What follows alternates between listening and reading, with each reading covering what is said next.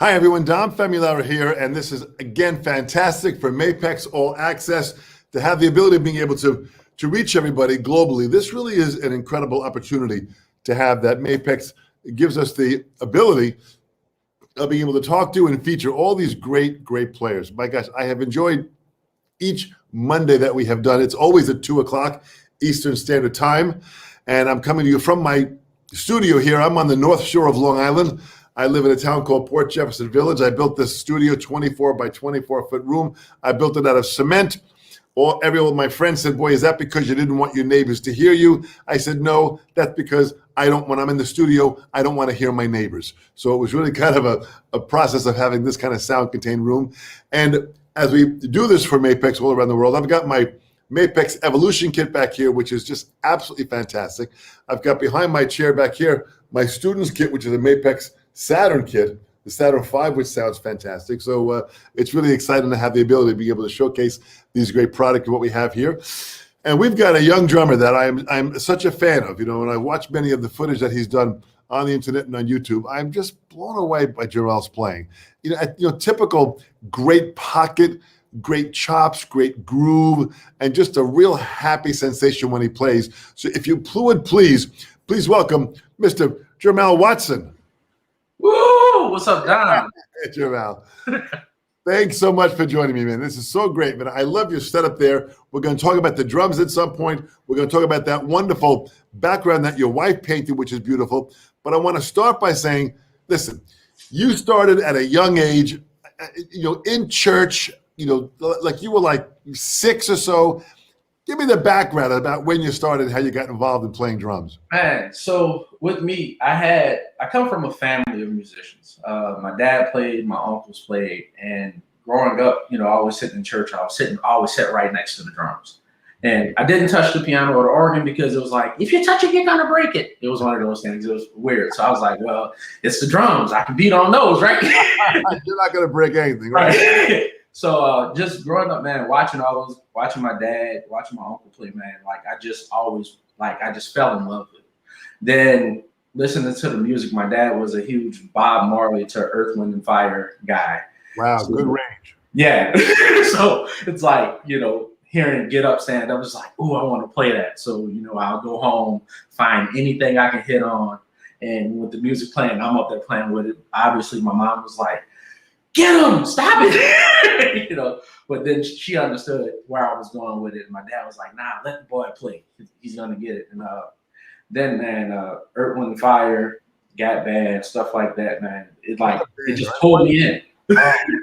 What a band. You know, EWF, Earth, Wind and Fire.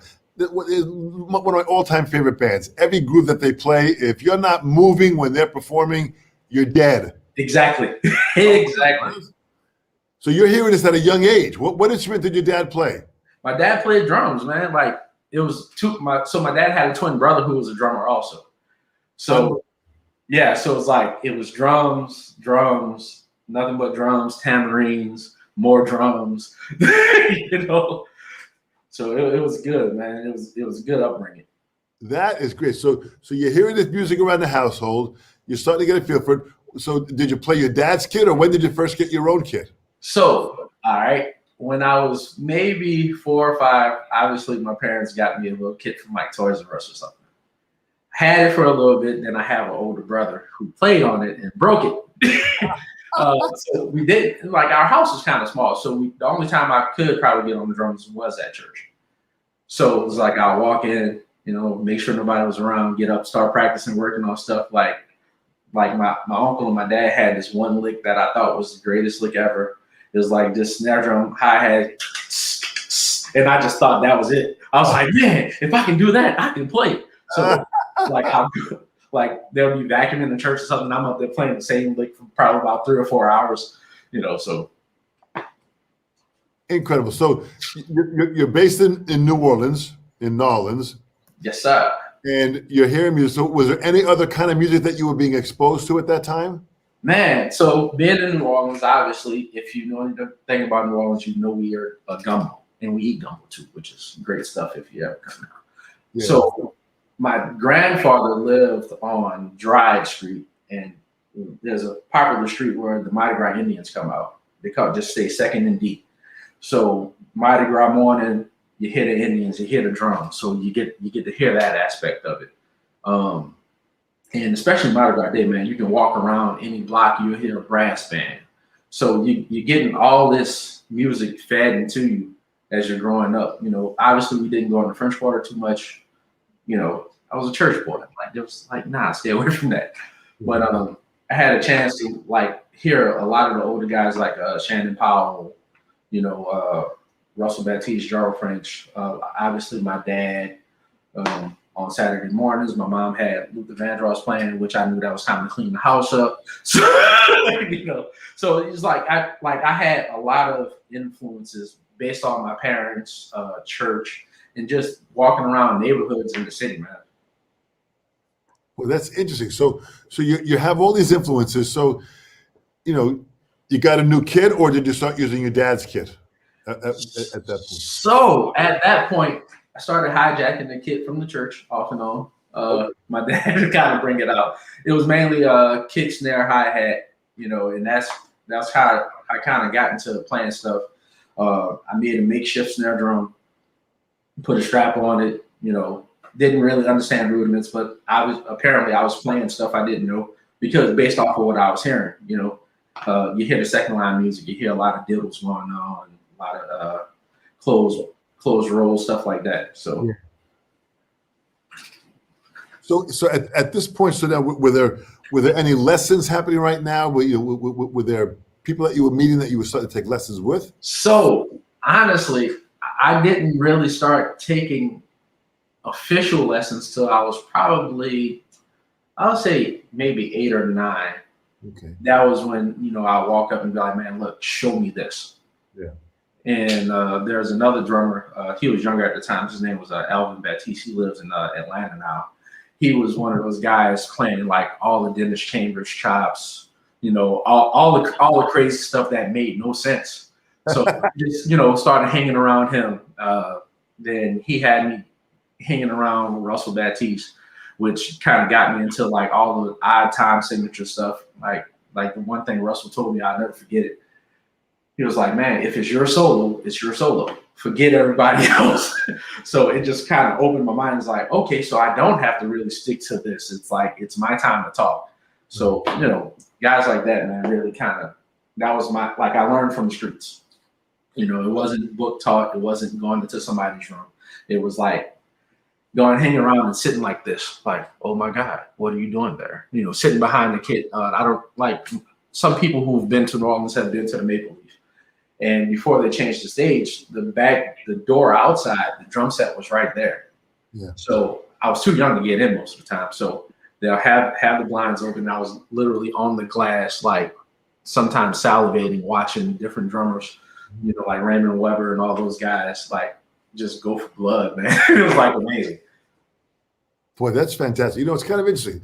There have been many, many players that I have met in the course of my travels, guys like Liberty DeVito and Jonathan Sugarfoot Moffett.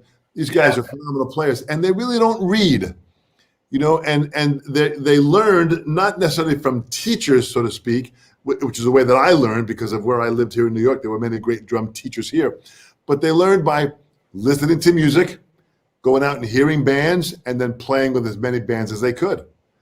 And they are world-class drummers. Yes. So really, the learning process, I get amazed at the learning process and how some people learn, like even how you learn. Were there any specific, you know, drummers that you were listening to that were on recording that you were starting to kind of like be influenced by? Man, Gatman. Hearing those flams at the beginning of service, it was on and popping. And like just listening to different guys, man, it's a long list. It's a long list. But sitting there and just, you know, trying to mimic what they were doing. And, you know, doing that, obviously, you don't understand the feel. You don't understand what was going on, why they played it like that. But you want to copy it. Right. So copied all that stuff. Like Russell was the Dennis Chambers for me. So like he was up there doing all the sweeps and all that stuff. You know, and I was like, man, I want to be able to do that, playing, you know, double pedals and stuff. So it's just going around those guys, watching, learning, and then trying to implement it into my playing. And what I've learned by doing that, like obviously, like you hear something another guy does and you try to put it in. Sometimes it doesn't really fit because you're just doing it out of action because you don't have that emotional attachment to that lick at the time. Right. So, and I think, experience has taught me how to use all the stuff I've learned from Sugarfoot. And especially when I found out Sugarfoot was from New Orleans. Oh my God.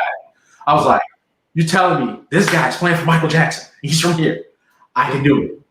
Yeah. So like learning all that stuff, playing Billie Jean, like that was a main group for me, dude. Like playing Billie Jean and playing it for like 30 minutes straight is a great workout. Yeah. You're right. Just playing that groove and holding that groove in that pocket. I do that with my students all the time. I just tell them, just play me a pocket groove and don't move a thing. And I'll sit back and have them do it for 5 or 10 minutes just to kind of feel that pocket. Boy, that's a great exercise. And Jonathan Moffett is just a monster of a player. Yeah, man. He's just a monster of an artist. Boy, that's fantastic. So Russell Baptiste, he was in the band Funky Meters, right? Yeah, he did Funky Meters, Papa Grows Funk, Charmaine Neville. Like he's been around. So like I learned a lot, and it was crazy watching him go from playing Funky Meters to doing that with George Porter, then to go play some standards with Charmaine Neville because now you're doing like New Orleans trad stuff. And it was like, man, like you're telling me I don't have to stick to one vein. I can do this. Yeah. So like that was really cool. Another guy that played for Charmaine was Gerald French. He has a mahogany. Brass? Nope, it's not mahogany. Crap, I forgot to name this band. But he has a trad band. He's gonna call me probably in about 30 minutes and be like, "Yeah, so you forgot the name of my band, huh?" But the band he has is the oldest traditional jazz band. I think they precede Preservation Hall, if I'm not mistaken. Yeah. So like having him, like he'll play some funk stuff and literally, like you'll hear him on the kit. And Gerald, I don't know if you ever met Gerald French, but he's a huge guy, right? Like. But his touch is amazing. It's like so soft, it's smooth, and it's just like, oh my God, like I need that. Yeah, so, no, I heard him play, man. He's an incredibly compassionate player. Yes. He was the original Tuxedo Brass. There we go. The Tuxedo. Brass, yeah. Mahogany is another guy. And it's amazing that you had the influence from these guys. Now, what about Terrence Higgins? So T. Higgins, oh man, like, so Terrence Higgins is how I ended up playing with Dirty Dozen. Like, young guy, I was like, man, I just want to play. So I'll hang around and watch Terrence play with his band, watch him play with all these other artists, and watch him play with Dirty Dozen. Yeah. So I was just like, once again, like, man, show me that. With T, it was just like, man, come to the gig.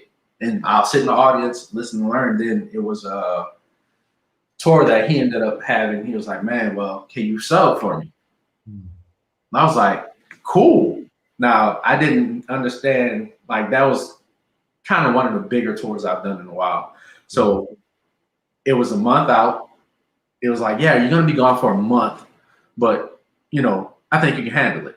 I had listened to Dirty Dozen, but it's nothing I wasn't really shedding on it. So it was like, oh wait, now I gotta shed. YouTube was kind of a thing, but that's when people still like passing out CDs with the music and stuff. And it was crazy. The CD that I ended up getting to learn the show from was scratched. So I only got to like the third song.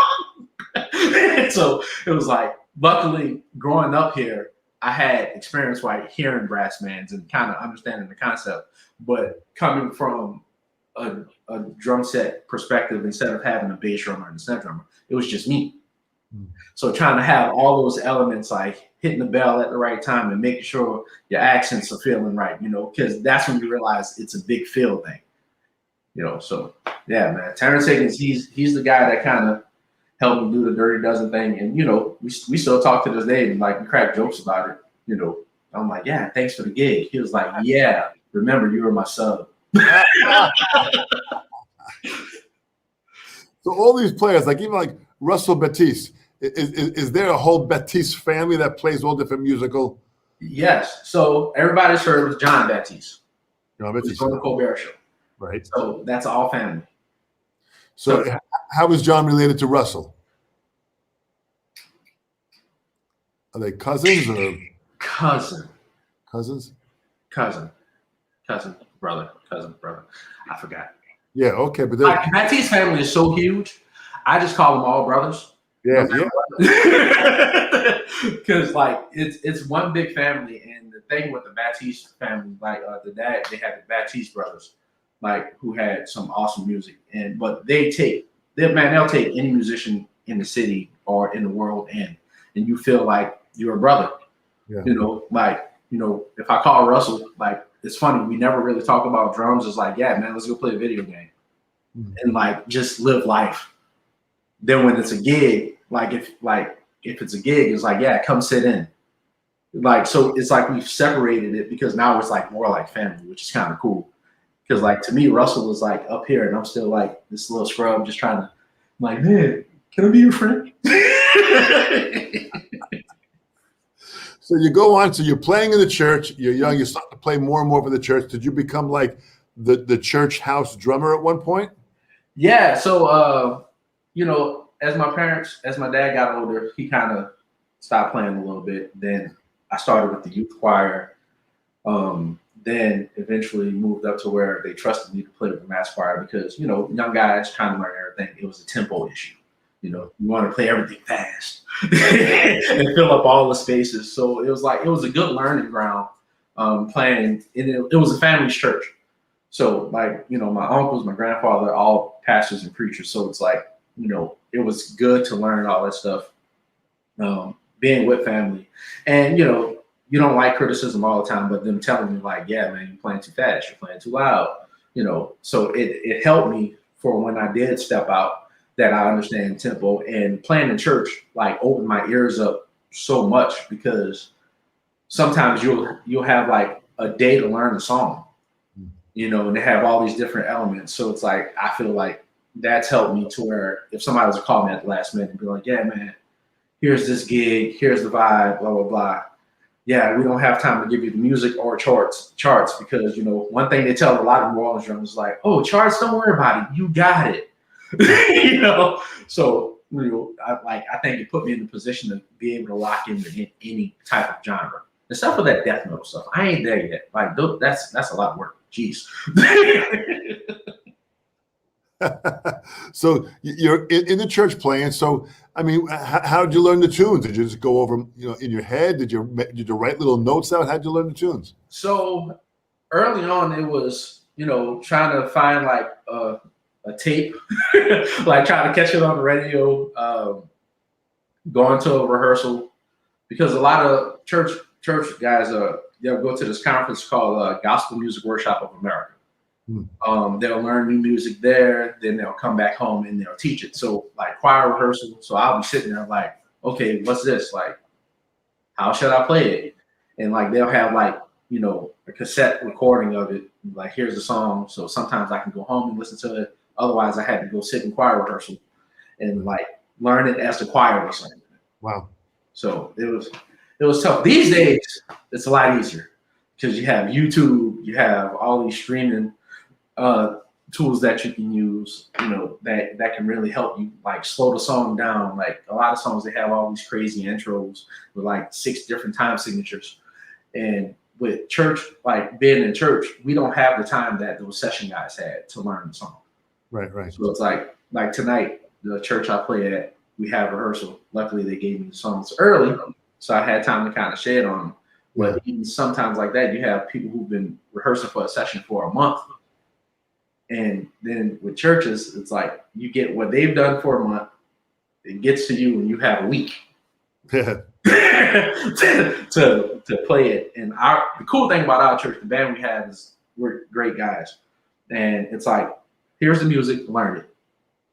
Intros and all. If it sounds like it was chopped somewhere and they pieced it together, we're still playing that part too. Mm-hmm. So, it's fun. Can be stressful, but fun.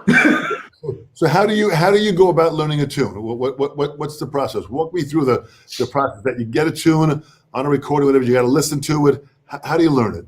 All right. So for me, the first thing I do is I listen to it a lot. Like I'll have it, like I create a playlist with the songs, and I just loop it. You know, so like I'll wake up in the morning, have a cup of coffee, cut it on, and just kind of bring the music so I can start attaching myself to it. Then after I listen to it maybe 4 or 5 times, I sit down at a kit, then I try it. It's like, okay, it doesn't feel right. Because when, playing with the recording is cool, but then when you get with your band, you have all these personalities playing. Different, yeah. Like, so then it's like, okay, well, I worked on it at home. Man, it feels real different now. Yeah. So, but, sitting down, working it out at home, then when we get together to go rehearse it and record it, we can all work out the kinks together. So for me, it's listen, tap on my legs if I have to. Like if I'm driving in the car and there's some weird lick, sometimes I'll pull over and like, wait, what was that? like let me bring it back. Yeah. And just work out the kinks. Then when I get the chance to play it, man, it's like I have it here, then it gets here, then it comes here. Nice, boy. It's an interesting process. Everyone's got their own little way of doing it. Some people like to chart out exactly what it is. Some people like to just listen to it and make little code notes. Yeah. Sometimes the guys in Nashville have the Nashville numbering system. Yeah. Another different way of writing a chart out. So everyone's got their own little formula. But the bottom line is, you make it work, and that's the key thing, to get those tunes into your head. Like I get into charting some stuff out every now and then. Like if I'm like guitar player, I play this guitar player's name is Mike Dusana.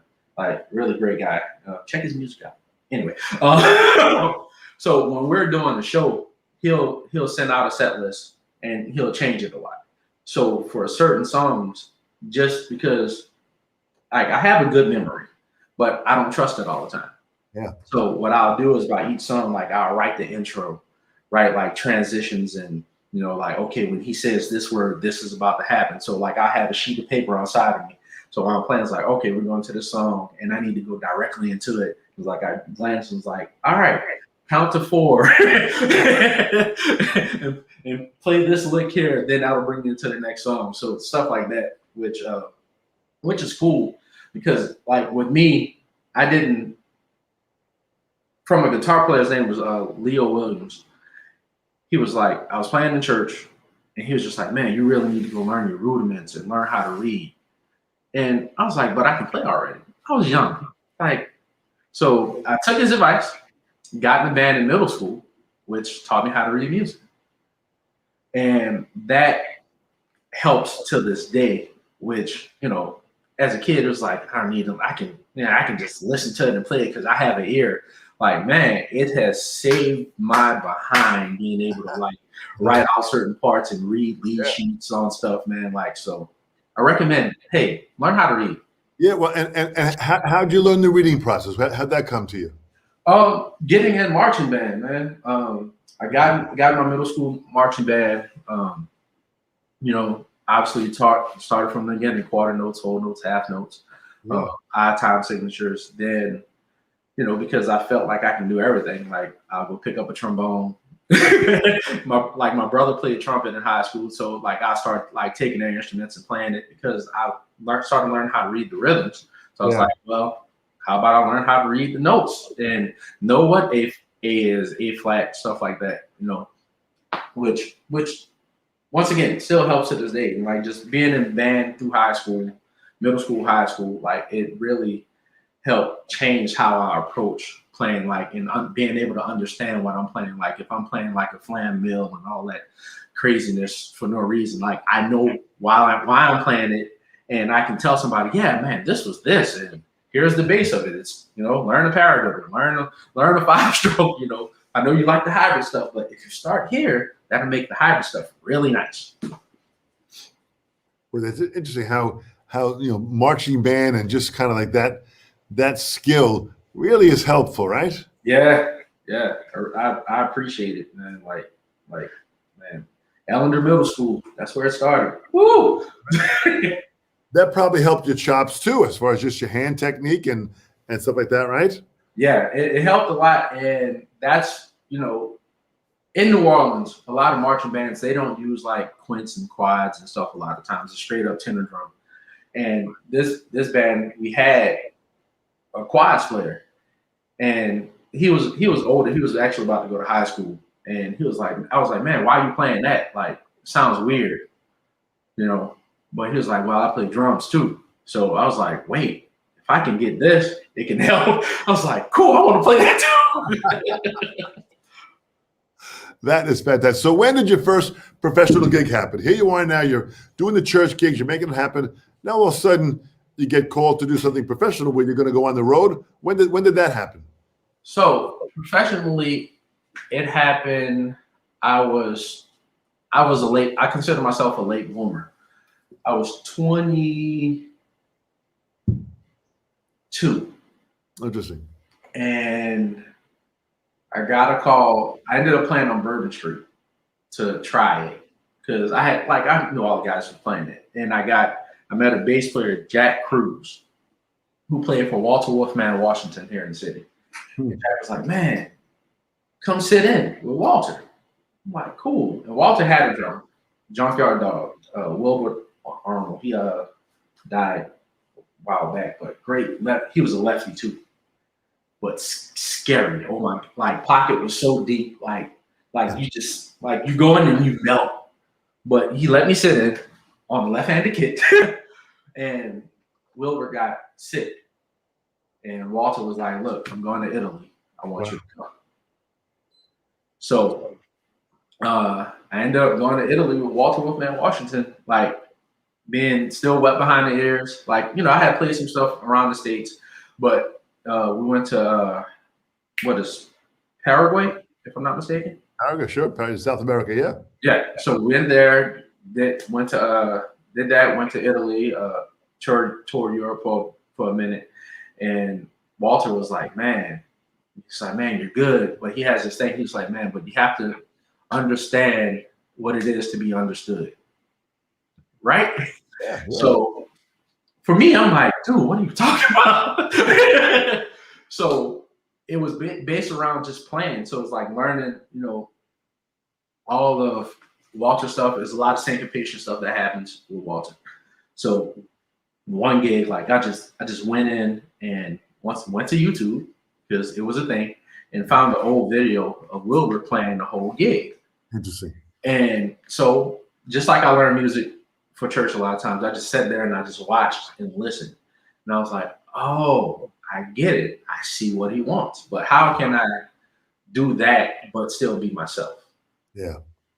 So, this is like the fifth show on the road. The band's locked in. And at the end of the gig, Walter was like, you understand. And I'm like, understand what? He was like, you're listening, you're understanding the conversation that's happening on stage. Then he bit me on the cheek because that's something Walter does. I was like, I just got bit by a grown man. Like, what's going on here? Walter sounds Italian. Right. That is incredible. So I mean, at this point, we going to Italy and Paraguay. Did you have a passport? You had to get your passport. Had to get a passport, and getting a passport was something I wanted to do it, but now I had a reason to do it. Yeah. And that was the best thing I ever did because once I got my passport, it opened me up to play with other people. Because after the Walter gig, it was Big Sam's Funky Nation. Then after Big Sam's Funky Nation, it was Glenn David Andrews, and then Dirty Dozen, kind of all at the same time. Yeah. So and they're always going to Brazil, going to Europe, going to Japan a lot. And it was man, it was a great experience to play all those different styles of music and to be able to travel the world because I had one book that opened the door.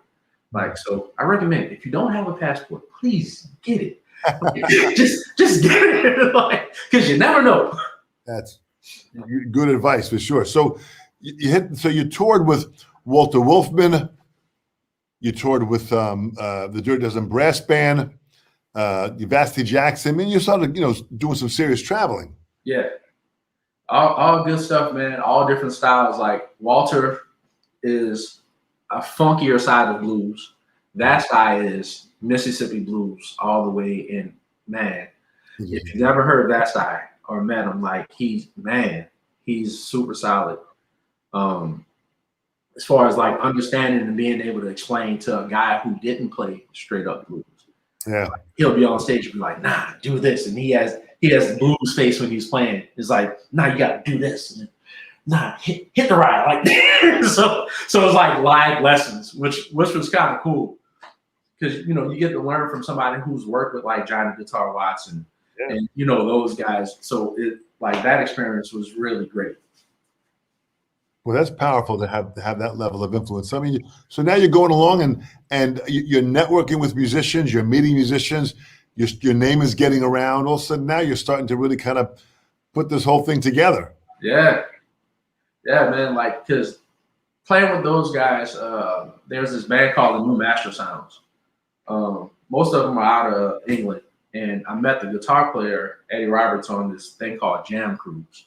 Like, I know a lot of people heard of that. Jam Cruise is an awesome experience. If you get a chance to do it, whenever they bring it back, do it. So like now it's like I'm connecting with people from other countries, and they're like, "Yeah, man, I want to play with you," and I'm still like in awe. It's like, who, me? Like little me from New Orleans? Like, cool. Like, let's go. So just linking up with those guys, and still being able to work in town with people who I consider as friends and family now, because like in New Orleans, like no matter how you look at it, we're a family.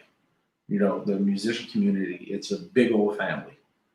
So, but being able to do that, then network and being able to connect your other family members from the city to the people who you work with, so we can, get ourselves out there. Yeah. Like I know, like there's drummers, Alvin Ford, Nick Mercadell, Eddie Christmas.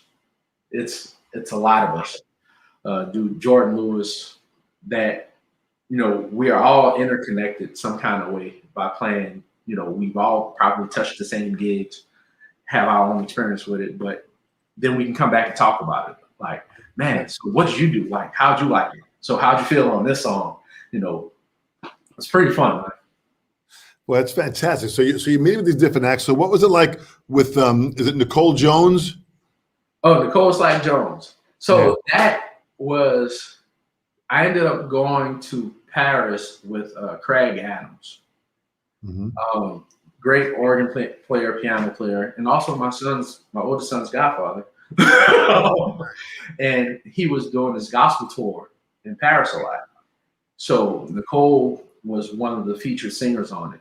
Mm-hmm. So like being able to basically go back to the roots of gospel and play that with her and Craig was pretty cool. But the crazy part about that tour, we were playing in all these like cathedrals. So I had to play on an electric kit. Oh, interesting. Yeah. So it was a Yamaha DTX kit, and it was like one of the first ones.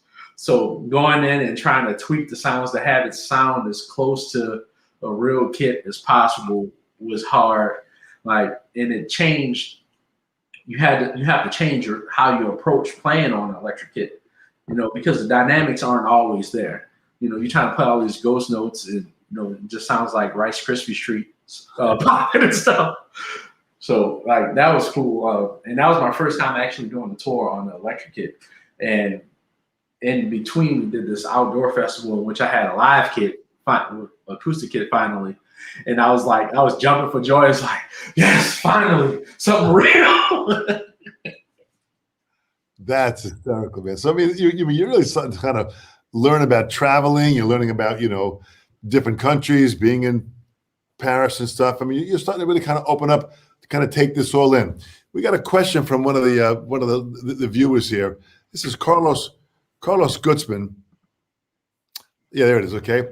He's a phenomenal drummer in the Miami, Florida area. He's also a drum tech that he's teched for many of the top drummers in the world, Jerry Brown, Max Weinberg, so many great guys, Lee Levin. He says, for the up-and-coming drummers that are looking to tour, what are the top 3 tips that you need to know about you from your experience, aside from getting a passport? What else would you say as far as preparation for a tour like that? How do you prepare for that? So before you prepare for it, it's first of all, just being an overall good person. I think your personality lets you know, like, if that's the thing for you. Personality, being on time, and making sure that you learn the music and understand that it's not your gig. You're accompanying somebody else.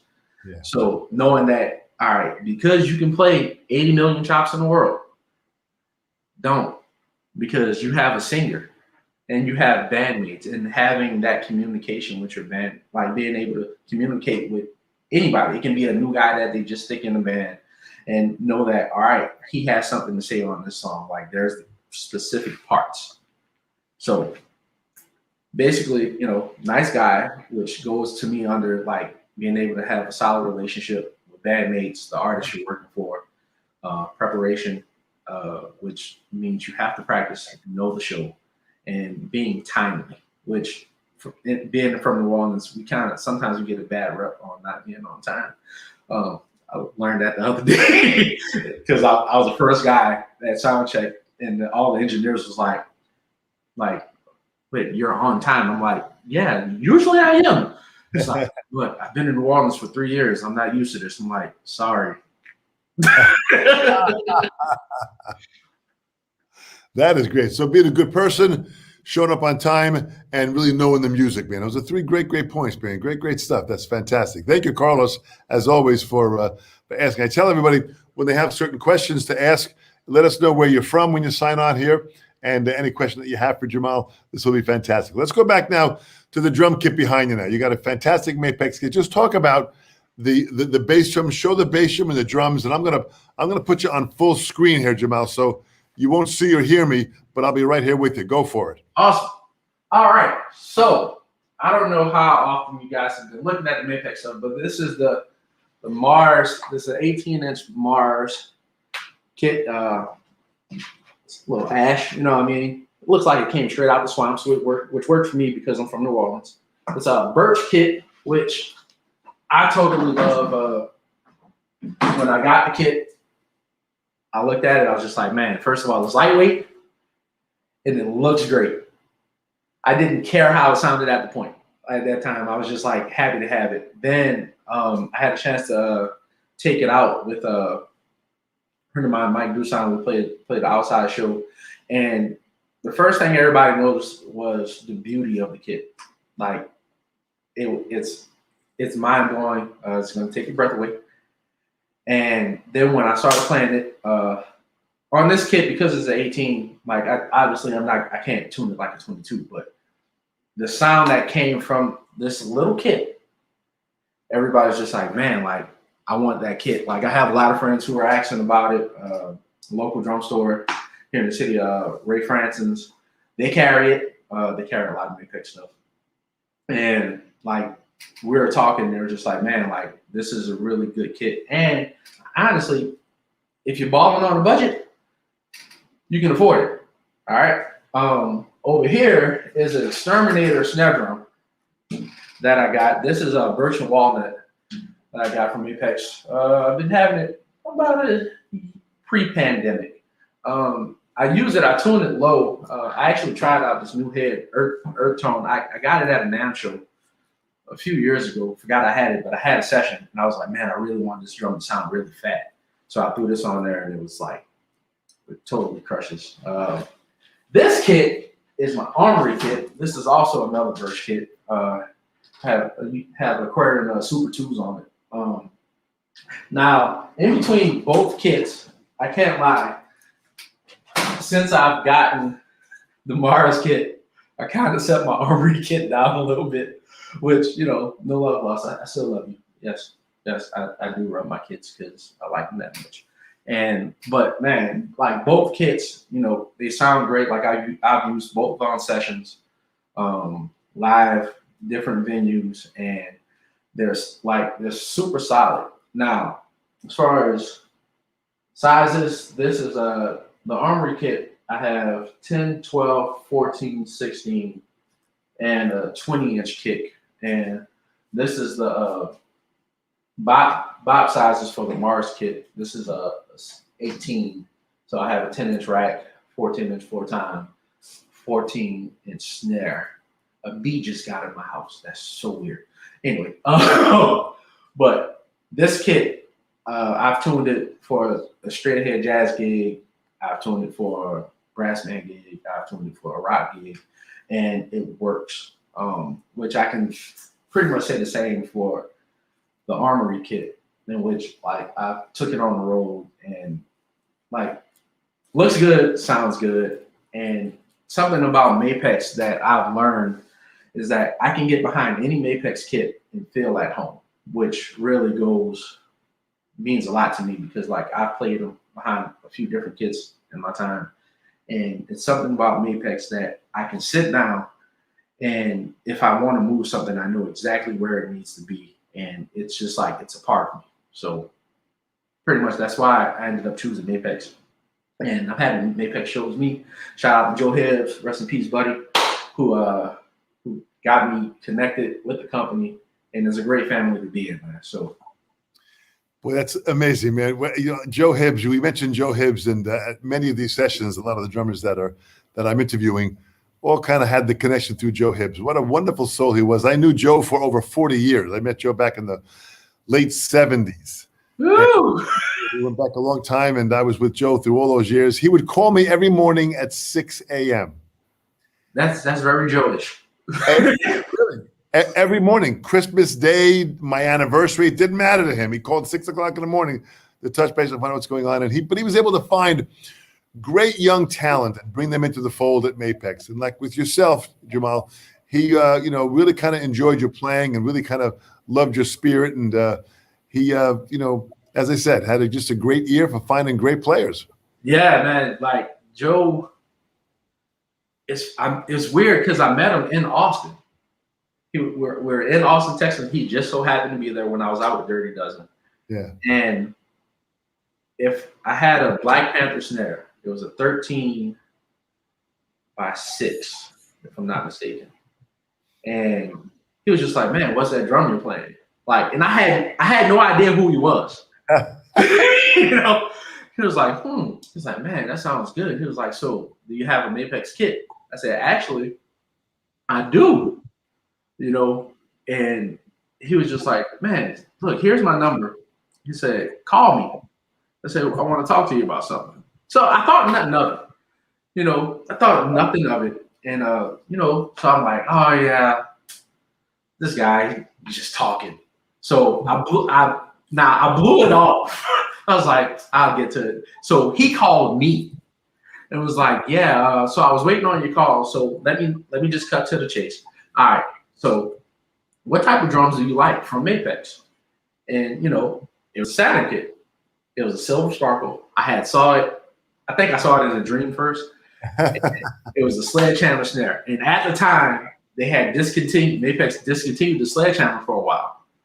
And I was just like, "Man, that's the only one I want. I'm sorry." So he was like, "All right, cool. I'm going to call you back in a week." All right. So nothing about endorsements or anything.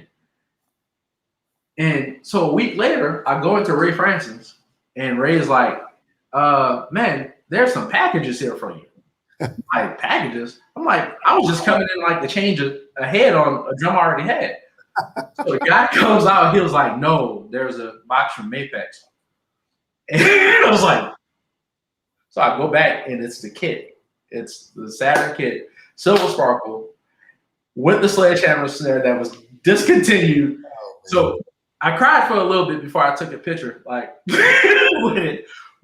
And I called him. He was like, "Yeah, so we don't have to really talk too long, but welcome to the Mapex family." How great is that? And I was like, "Wait, like what? I'm doing what? I'm with whose family?" He was like, "Yeah, welcome to Mapex. And whatever you need, I got it. Just understand I'm gonna call you a lot. And whenever you come in town, we're gonna eat." I was like, "Cool." So, and from that point, man, like he called you every morning at 6. Joe, I probably talked to Joe maybe once a month. And it was just even simple as, "Man, just checking in on you, man. How you feeling? How's the wife and kids?" All right, French, because Mapex for a while, I think Mapex is still doing French Quarter Fest in New Orleans. Yeah. He was like, "I'm not coming down, but there's going to be a kit I'm gonna make sure this kid is here. But we sponsor a Freshwater Fest, so just let me know how many times you're playing, because I know it's gonna be a lot. But if I show up, we're gonna eat somewhere. He's like, Joe. I'm like, man, I'm trying to lose weight, bro. He's like, whatever, me too. I keep trying, but let's go eat. So like, sit down and talk, man. Like, and the conversations were always really uplifting. Like it was just something about even being next to him. It's like just made your day brighter. It's funny you mentioned it. Legends are made from people putting in an incredible amount of time into life. And Joe put all of himself into his life and into other people's lives, and truly has become a legend in the music industry. He really set a standard that was high. And again, how he met people and socialized with people and networked with people, got information. He was like a real connecting force in the industry. And aside from being a great person, and man, we had some great meals. Yeah, really great meals. It was like, dude, like, you know how to find them. We always had great times. But that's fantastic. Well, it's interesting here. Tell me a little bit before we close up. Tell me a little bit more about Watson's Theory. So Watson's Theory, all right, it's a band that got started. We started maybe, I want to say 7 years ago. It was an idea between me and my bass player, Josh Hawkins, who's also the other band director at the school I teach at. And I was just like, man, like, I just want to play. Like, I want to take all the stuff that we know and just like make it really crazy. So, I took it, so like we'll take the A Train, right? And I was like, man, let's do it with Afrobeat. So like just doing stuff like that, then it built into like coming out with more originals and just taking all our music genres that we like and just creating stuff that's fun to play with people who we like to play with. Yeah. So, and currently just actually wrapping up a project that I probably should have been released, but that's a whole different story. Don't let a drummer be the head of anything when it comes to releasing music. Hire somebody else. But the project, like we have a project, it's coming out. I probably drop a single probably in the next few months, get out there. But and when you hear it, like you'll see like, all right, like they're taking from a lot of stuff to create their own thing, and it's just a fun band with great guys, man. Well, that's fantastic. Well, I look forward to hearing the music, and your style's going from gospel to jazz to R&B to funk. It's probably all encompassed in the music, and you're doing some writing also. So it's pretty powerful that you're fully involved in what's happening. And listen, putting on a production of a band and recording and stuff, it's not easy. It takes time and attention, and and all this craziness with this crazy pandemic that hasn't helped either. Yeah, the pandemic slowed down a lot of stuff, but being involved, I can honestly say, like my wife was a big force in me even going into the studio in the first place. Yeah. Like she did something that I appreciate and hated all in the same moment. She surprised me with a studio session for a gift.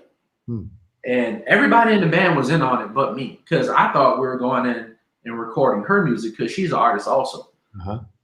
So Karen Green, all the stuff is under Karen Green. Yeah. So we go and I'm like, all right, yeah, so what song we're working on? And like, I got surprised, this is for you. This session is for you to do your stuff. Like, and I was like, I didn't want to cry in front of her. So I was like, yeah, my allergies, I need to go to the restroom. So I walked out and like went to the restroom, like I had to get myself together, because now it's like, okay, this is a session. All right. Let me get everything together. All right, cool. Well, we can start here. And no, we can do this. Like I was all over the place, but it pushed me to let out what I had inside already. Beautiful. So like, man, like, yeah, my wife is she's been an important piece. Like, she's the reason I met Jarrell French too, because she was singing in the band with him. So it's like she's kind of been that connect. She's been like the major connector in kind of where I'm in today. Boy, that's fantastic. So she sings, but she also paints. So just talk about real quickly that wall behind you of all the affirmation things that she put in there. Just show a little bit of the wall. So all right, so this wall is something she came up with a few years ago when we came in the house. So it's a lot of affirmations, basically a lot of I ams. So as you can see, it's like I am life, and well, I'm not a mother. She is at the top. It says I am mother, fearless, blessed, a winner. You know, all those things. And like, man, when you come in this room, like my studio was set up on the other side doing some construction, but like you come in and you know you're ready to work, and like sometimes you can get into a spot to where you feel stuck. Then you can kind of like you look at the walls like, man, like on this side you can't really see it. It's like, I am purposed, I'm favored, and it reminds you like, okay, there's a purpose for me being here, and like the music that I'm about to create right now, there's a purpose for it, you know, because like, you know, for me when I'm making music, I want to reach somebody, like in some form, like, you know, I do most of the stuff is all instrumental, but you know, the one thing, like I always tell somebody, people is like, man, the one thing that messes up music sometimes is crappy lyrics. So I figure I don't put lyrics to it because I don't want them to suck. That is fantastic. You know, before we leave, I want to bring a few people up here. Here is let me see if I can pull this up here. Sergio Bellotti, who's a phenomenal drummer. He's one of the teachers at Berklee College. He's joined you here, and he's currently in Italy from sunny Tuscany, just outside of Florence. Whoa, what's up, Sergio? Man, my son's coming up there for 1 week in August to Berklee, so you might meet him. I'm sure Sergio's out there with his wonderful wife, Terry, who's also a wonderful drummer. And nice. That's great that they joined us. Sergio and Terry, thanks so much for joining us. Michael Eagle has joined us here, too. He loves the Armory. The Birch Maple Birch just sings. The Marswell Birch, incredible projection. The Armory with the maple core is not as the traditional sound as all the Birch. Exactly what I was looking for. Love my Armory. Thank you, Michael. Yeah, thanks, Mike. Phenomenal player. Jermal, you've done fantastic today. What a joy to have you here, man. Thank you so much for all that you have done and continue to do. And thanks for all the things that you do for Mapex. Thanks for showing us your drums. They look just absolutely gorgeous. And I know they sound equally as great. So keep me posted. Keep on going strong. You've done fantastic. Stay well, stay safe. And I look forward next to my trip down to New Orleans. Like Joe Hibbs said, we're going to get some food together. Let's do it, man. Thanks a lot, Don. Thanks so much. Stay well.